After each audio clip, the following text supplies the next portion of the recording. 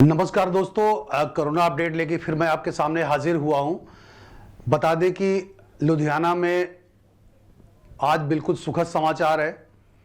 करीब 12 जो corona positive है वो ठीक होके जा चुके हैं। पूरे पंजाब की बात करें तो 300 जो है आंकड़ा वो पार कर चुका है। मृतक की संख्या 20 क्रॉस कर चुकी है। तो कुल मिलाकर लॉकडाउन का जो है पालन लोग कर रहे हैं।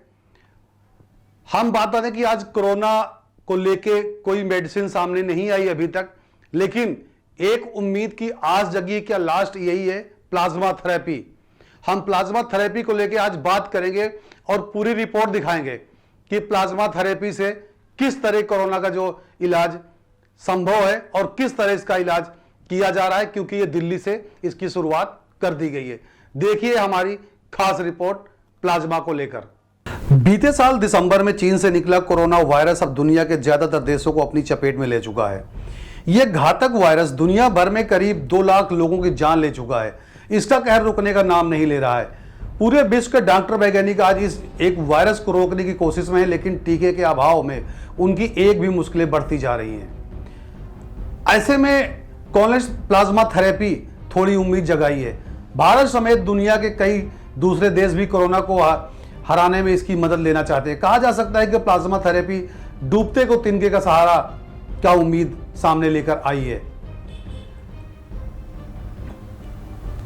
भारत की राजधानी दिल्ली में प्रदेश सरकार ने कोविड-19 से बीमार 6 लोगों को प्लाज्मा थेरेपी देना शुरू किया है और उनमें 4 मामलों में सकारात्मक जो बदलाव देखने को मिले हैं।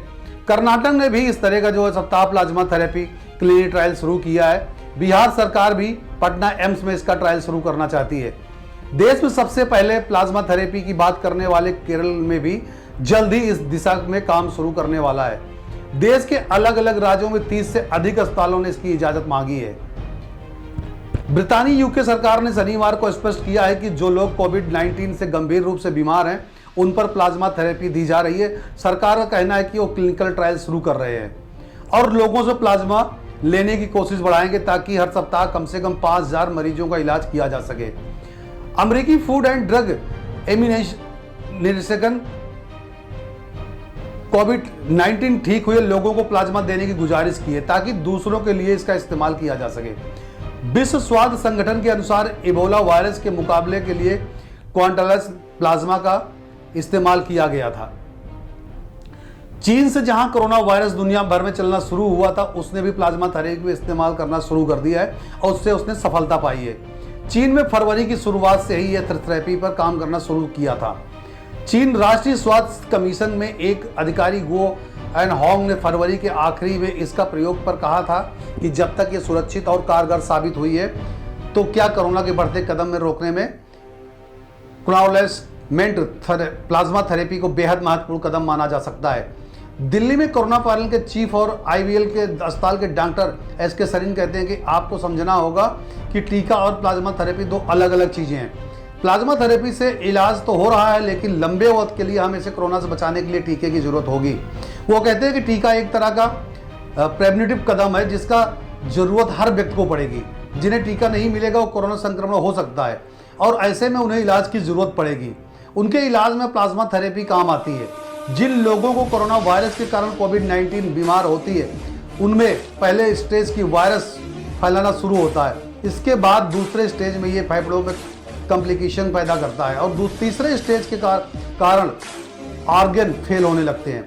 डॉक्टर सरीन कहते हैं कि संक्रमण के दूसरे स्टेज की शुरुआत में अगर प्लाज्मा थेरेपी दी जाए तो मरीज को बचने की उम्मीद रहती है, लेकिन टीके की जगह ये नहीं ले सकता। वो कहते हैं कि ये नया वायरस है, इसके टीके के कई जगहों पर चल रहा है, लेकिन अभी इसका इंतजार होगा। कोविड-19 इलाज के लिए अभी तक एंटीवायरल ड्रग नहीं है। ऐसे में जब तक ऐसे लिए एंटीवायरस नहीं मिल जाता तब तक उम्मीद की हल्की किरण प्लाज्मा थेरेपी ही है। डॉक्टर सरीन मानते हैं कि जब तक कोरोना वायरस का इलाज नहीं मिलता बड़े पैमाने पर इस थेरेपी का इस्तेमाल किया जा सकता है। वो कहते हैं कि इसके लिए प्लाज्मा डोनर को आगे आना चाहिए और लोग इसके लिए कई बार खून दे सकते हैं क्योंकि इससे व्यक्ति को कमजोरी नहीं आती। कोरोना महामारी के बीच अमेरिका में सरकारी स्वास्थ्य एजेंसी और प्लाज्मा पर काम करने वाली कई कंपनियों ने इसके साथ मिलकर प्लाज्मा अलायंस बनाया है। ये अलायंस कोविड-19 के इलाज इसके इस्तेमाल पर मिलकर आगे बढ़ने की कोशिश कर रही है। वहीं भारत में अलग अलग राज्यों ने अपने स्तर पर ICMR और drugs controller general of India की इजाज़त के बाद पर आगे बढ़ रही है, लेकिन संगठित कोशिश की कमी दिखती है। इस सवाल पर डॉक्टर सरीन कहते हैं कि भारत का मामला थोड़ा अलग है, ये तो सरकार का काम है और इस मामले में अधिक कुछ नहीं कह सकते।